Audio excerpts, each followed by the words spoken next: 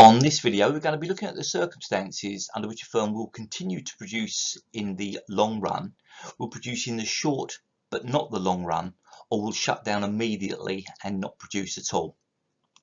As always in economics, we're going to be making some assumptions in the scenario that I'm going to be building up. And the first assumption is that accounting profit is exactly the same as economic profit. In other words, if the venture makes a profit of £1, then this particular team are going to do it. The second assumption is that the internet doesn't exist and the firm that I'm going to be using in this scenario will only accept orders from people who are physically there. This primarily is to build up the concept of fixed costs. So what's the scenario that we're going to be using? Well, as a teacher goes on an inset course to Manchester, and while he's there, he sees a shop selling a lovely multicoloured cardigan for 20 quid, which he buys.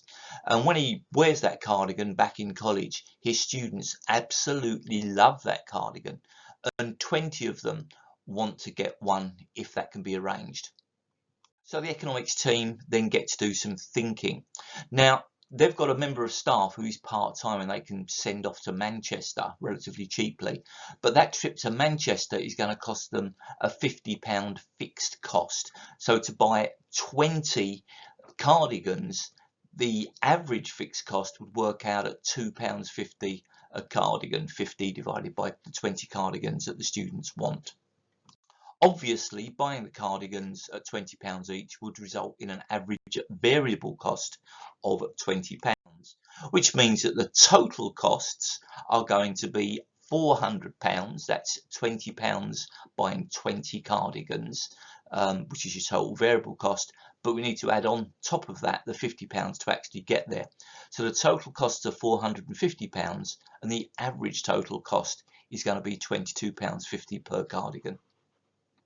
Now, the students are prepared to pay £25 per cardigan. They're not prepared to pay a penny above that. So the income, the revenue, will be £25 multiplied by the 20 cardigans, which is £500. Obviously, the average revenue, the price, is £25. So in terms of profit, well, if they're going to be receiving £500 and spending £450, they're going to make a profit of £50, which, being poor teachers, they will absolutely love. So this is the same data presented as a table. Revenue £500, total cost £450, profit £50. Remember that teachers have no lives, so there is no opportunity cost. Them going, don't worry about the time that they're spending. If they can get their mitts on 50 quid, then they're happy to go up in the short run. And if another 20 students come along, then they'd be happy to go up again in the long run. So they're going to be engaging in production both in the short and the long run. So they send the teacher up, and we're now going to split it into three different possibilities. Case A is when the teacher gets there, they discover that the cost isn't £20, it's gone up to £21. Now, if we look at the numbers there, the variable costs have just risen to £420. The fixed costs are £50 still, so the total costs are now £470. That means that they're going to make a profit of £30. So when the teacher phones back to their boss and says, look, you know, the price has gone up to 21 quid, should I buy? The answer is yes, because they're going to make a £30 profit. And similarly, if another 20 students come along and say, can we buy some cardigans too? Then they're going to send that teacher off again, because they want to make any money that they can, because they're poor, pathetic teachers. So same thing again, except that this case, the teacher discovers that the cost has gone up to £23 per cardigan.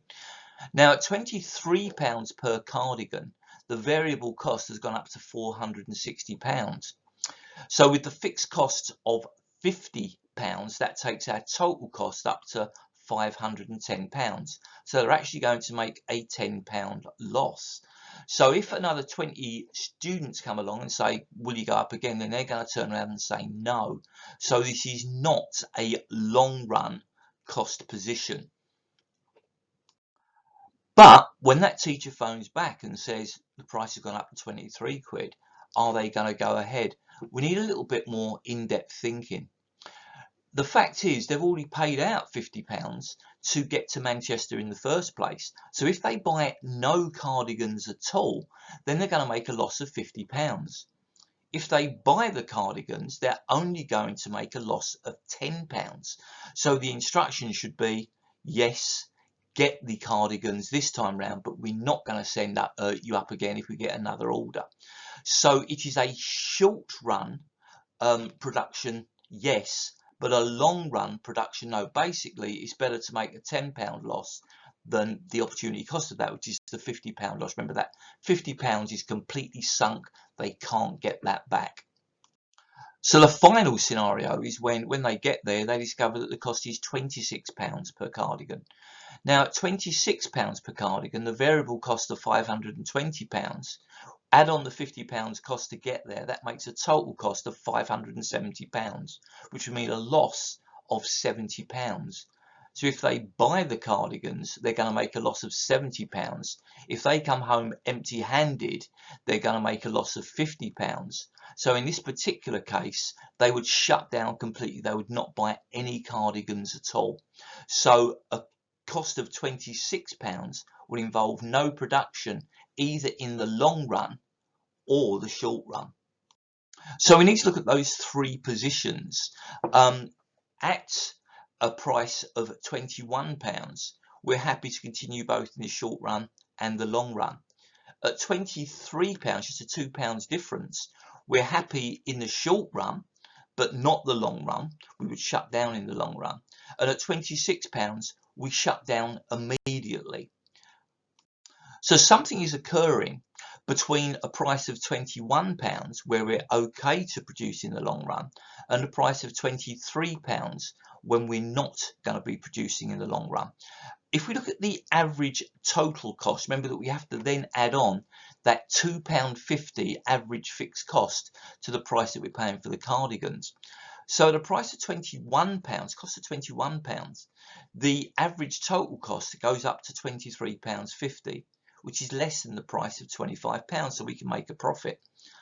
But if the cost is £23, adding on that £2.50 gives an average total cost of £25.50, which is more than the price that the students are prepared to pay. So in the long run, we need to make an overall profit. So we're looking at whether the average revenue, the price, is above the average total cost. If it is, then yes, we will produce in the long run. But if it's not, then we will not be producing in the long run. So for short run production, we need to look at the difference between a cardie cost of £23 and a cardie cost of £26, because at £23 we're saying yes, and at £26 we're saying no.